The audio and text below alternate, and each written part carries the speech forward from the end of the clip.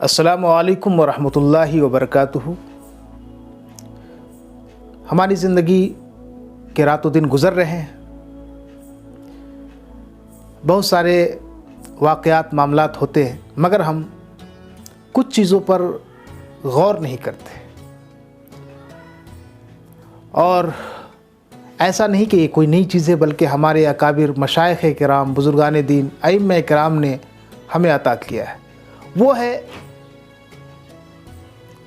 کہ ہمارے آنکھوں سے نکلنے والے آنسو، بہنے والے آنسو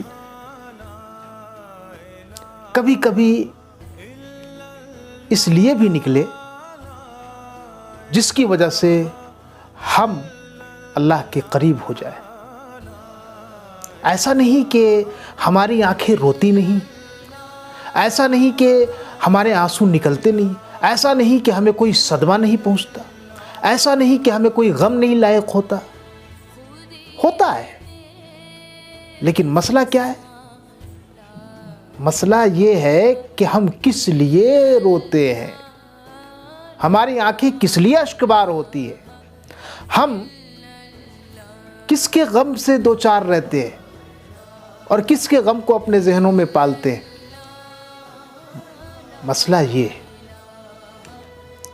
تو ظاہر ہے کہ ہم جو اس وقت رونا دھونا کرتے ہیں یا ہماری آنکھیں اشکبار ہوتی ہیں، ہم بے چین ہوتے ہیں، ہم غم سے رنجیدہ ہوتے ہیں، ہم شکستہ ہو جاتے ہیں، ٹوٹ جاتے ہیں کبھی کبھی، تو یہ کوئی ایسا سبب نہیں ہوتا جو ہمیں اللہ تک پہنچائے، بلکہ ہم دنیاوی مصائب پر روتے ہیں، عالم روزگار پر روتے ہیں، ان کی شدتوں سے آہو بکا کرتے ہیں، یہ دنیا کی تلخیاں ہمیں رلاتی۔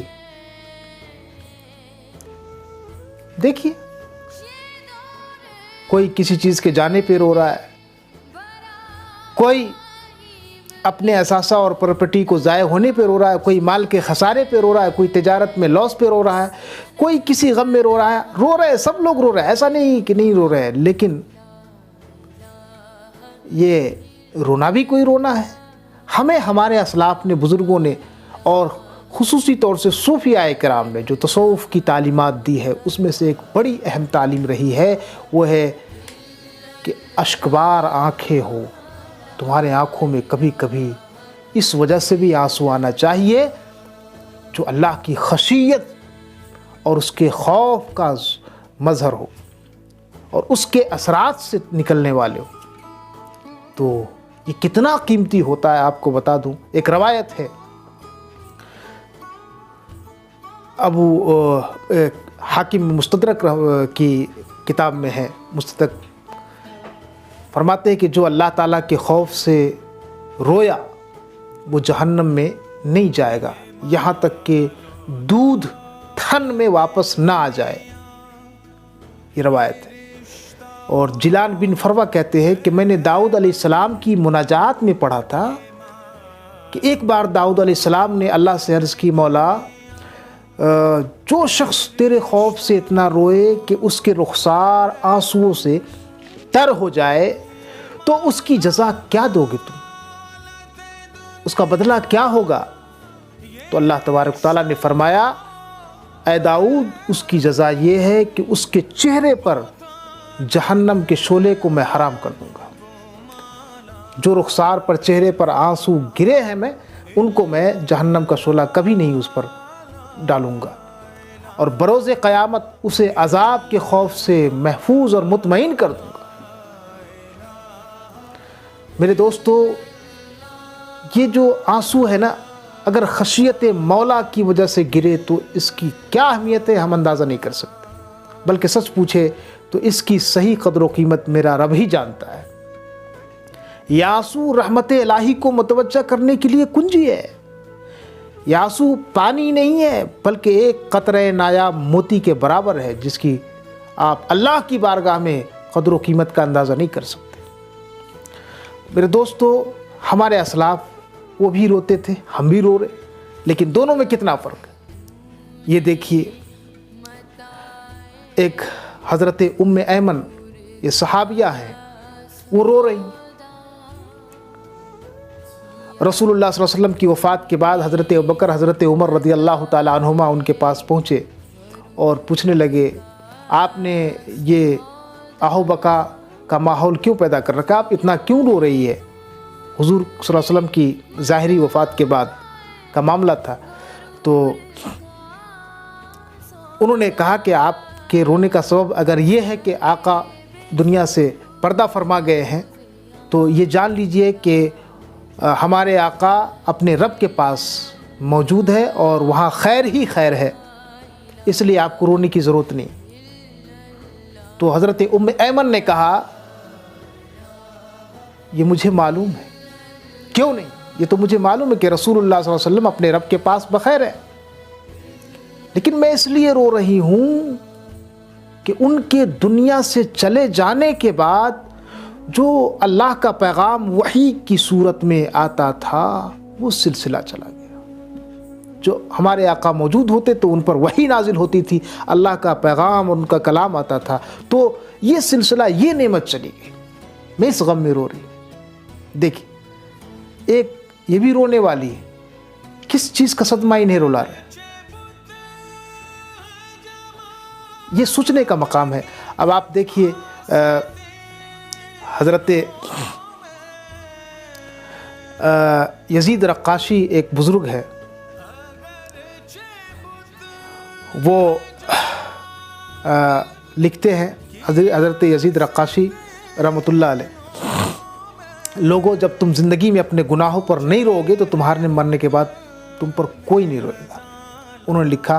پھر اس کے بعد انہوں نے حضرت عمر بن عبدالعزیز کا واقعہ لکھا اور اس میں لکھا کہ جب حضرت عمر بن عبدالعزیز کے سامنے ایک مجلس میں ایک شخص نے یہ آیت پڑھی وَإِذَا أُلْقُوا مِنْهَا مَكَانًا ضَيِّقًا مُقَرَّنِينَ دَعُوا هُنَالِكَ ثَبُورًا, تو حضرت عمر بن عبدالعزیز اس قدر بلند چیخیں مار کر رونے لگے کہ ایسا لگتا تھا کہ حضرت عمر بن عبدالعزیز کی روح نکل جائے گی. یہ حضرت عمر بن عبدالعزیز کا حال تھا.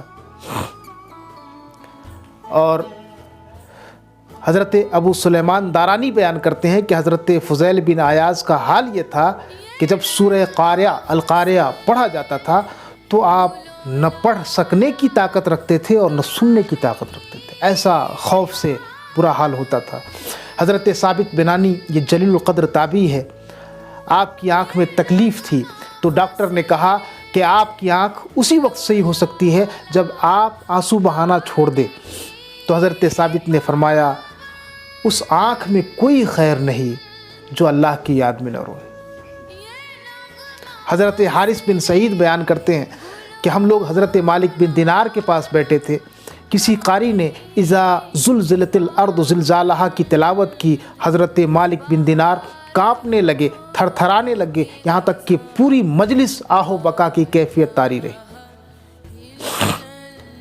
امام ذہبی بیان کرتے ہیں کہ ایک بار امام راضی نے سلطان وقت کے پاس واض و نصیحت کرتے ہوئے فرمایا تھا کہ اے سلطان بادشاہ, جان لے کہ نہ تیری یہ سلطنت رہ جائے گی اور نہ راضی کی نکتہ آفرینی رہ جائے گی, ہم سب کو ایک دن اپنے رب کے حضور حاضر ہونا ہے, جو بھی حد سے گزرنے والے ہیں وہ دوزخ میں ڈال دیے جائیں گے. اس نصیحت کا بادشاہ پر اتنا اثر ہوا کہ وہ بھرے دربار میں دہاڑے مار کر رونے لگا. امام قرطبی بیان کرتے حضرت عمر فاروق رضی اللہ تعالیٰ عنہ کے زمانے میں ایک شخص تھا نہایت ہی رقیق القلب, وہ شامی شخص تھا, اور ان کے بارے میں آپ نے یہ حال سنا کہ وہ شراب کا عادی ہو گیا. تو آپ نے ایک کاتب کو بلا کر یہ تحریر اس کے نام لکھوائی, ایک خط, یہ تفسیر کی کتابوں میں موجود ہے کہ عمر کی طرف سے سلام پیش ہے, ایک شرابی کے نام تحریر لکھ رہے ہیں. میں اللہ کی حمد و ثنا بیان کرتا ہوں جس کے سوا کوئی معبود نہیں. پھر اس نے حضرت عمر فاروق نے یہ آیت لکھوائی, بسم اللہ الرحمن الرحیم, حامیم تنزیل الکتاب من اللہ العزیز الحکیم غافر الذنب وقابل التوب شدید العقاب ذی الطول لا الہ الا هو الیہ المصیر. یہ آیت آپ نے لکھ کر کے بھیجی اور اس کے بعد جب وہ خط اس کے پاس پہنچا ہے تو اس نے اس خط کو پڑھنے کے بعد وہ شامی شخص فرتے محبت میں بے ساختہ اپنی زبان سے کیا نکالتا ہے، قد وعدنی اللہ ان یغفر لی وحذرنی عقابہ، کہ میرے مولا نے وہ خط پڑھنے کے بعد میرے مولا نے مجھ سے وعدہ کر لیا کہ مجھے بخش دے گا اور مجھے اپنی سزا سے بچا لے گا۔ اور یہ اسی کیفیت میں دہراتا رہا یہاں تک کہ اس پر سخت گریہ طاری ہوا، رونے لگا، اور اسی حالت میں وہ اللہ کو پیارا ہو گیا۔ راوی کہتے ہیں کہ اس مرد بامراد نے کتنا ہی اچھا خاتمہ پایا۔ جب یہ خبر حضرت عمر کے پاس پہنچی تو آپ نے فرمایا، لوگو جب تم کسی کو گناہ میں مبتلا دیکھو تو اسی طرح اس کی اصلاح کرو۔ خلیفہ وقت تھے، بلا کر کے کوڑے مارتے، آپ جیل میں ڈلواتے، سزائے دیتے، لیکن یہ اصلاح کیسے فرمانے؟ کہا کہ جب کسی کو گناہ میں مبتلا دیکھو تو اسی طرح اصلاح کرو، اس کے حق میں توبہ کی دعا کرو، تمہارے بھائی ہیں کہ وہ راہ راست پر آ جائے۔ اس کے حق میں شیطان کے مددگار نہ بنو کہ اور اسے چڑھا کر کے اور اس پر لان تان کر کے شیطان کے مددگار نہ بنو۔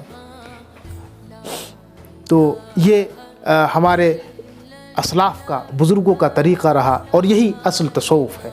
خشیت مولا ہر وقت ہونی چاہیے۔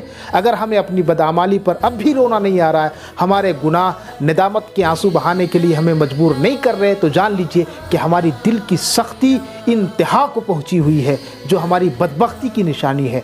ہم کم سے کم اپنی دل کی سختی پر ماتم کریں۔